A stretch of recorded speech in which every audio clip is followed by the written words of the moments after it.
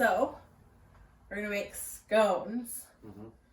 On my side, I'm making sun-dried tomato and goat cheese.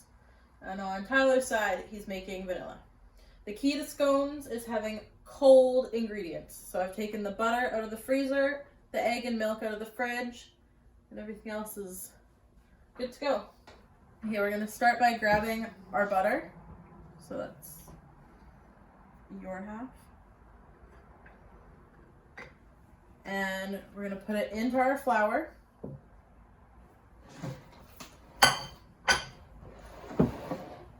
We're gonna take our hands and kind of crumble it up into the flour.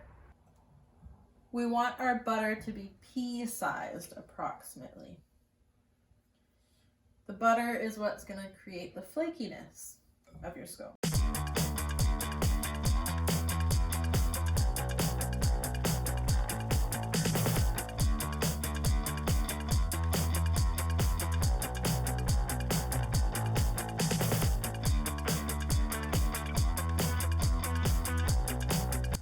So you want them to be about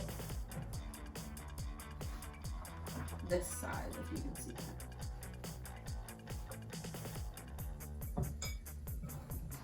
that. Can I put mine in now? Yeah, you can pour your milk in, and then... Do I whisk it, or do I hand it? Hand. You're gonna hand mix it, and you're not gonna over mix it. Just until everything's incorporated. These are our handy blue scrapers, which are gonna keep our hands clean. Yeah, our blue scrapers. A handy blue scraper? Yeah, just your blue scraper. And that's gonna keep your hand and your bowl clean. It's gonna help you out. And I should have said... Where was that 5 seconds ago? I also should have said that you should always keep one hand clean on the bowl and one dirty in your bowl. To Thanks, Teach. Sorry. And then you can use your blue scraper and it scrapes it off your hand very nice. Thanks. Don't want to mix it too much because you don't want to develop too much gluten in your scones. You want them to be light and flaky. But you also don't want any dry pockets of flour because that's not going to taste very nice either.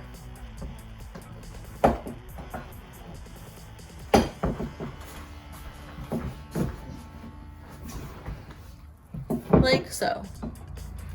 We're going to flour our surface. In this case, my favorite marble slab. We're going to lightly dust it, pour our scone mix over top, dust it again, roll it, cut it, and tray it up for baking. So I will do the first one and show you, and we'll clean it off from the different flavor and we'll try it out with the vanilla.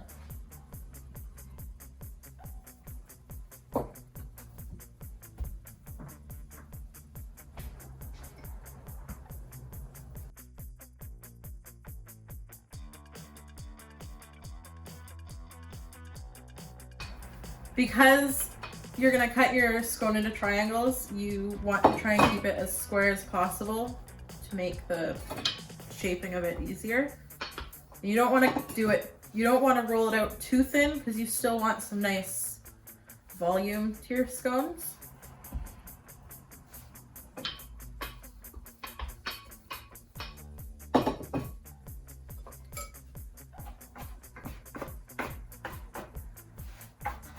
So now that I'm happy with my thickness and my shape, I'm gonna get my handy metal scraper and I'm gonna cut it in 4.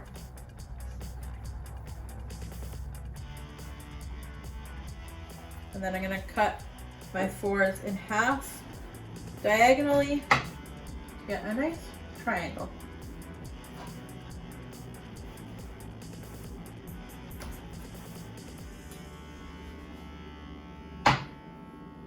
Then we can tray them up.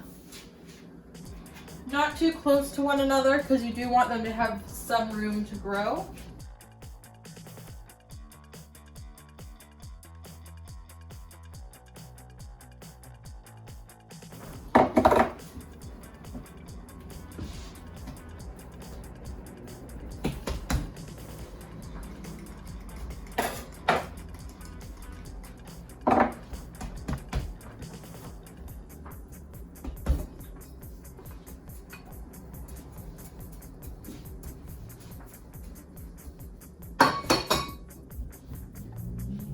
key is trying to keep your square shape. Hey, how about them apples? Looks good. Okay, I'm gonna do it this way.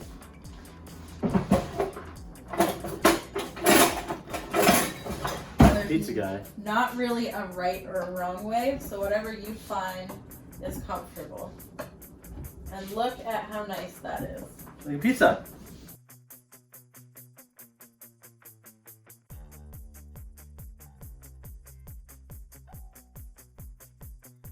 So walk me through the process of using the saw. Okay, so there's a pre-cut or predetermined line. There is. Okay, your blade is going to cut on my side of the line, Okay, and then so just bring the saw blade down without turning it on. got it. Line the blade up with your mark. Yep.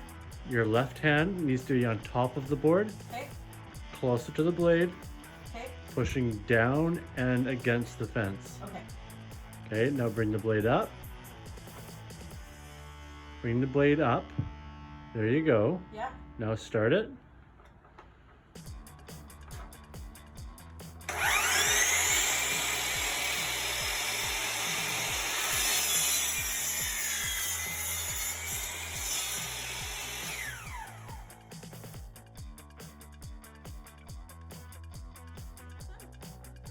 Except the other piece is the piece that we want.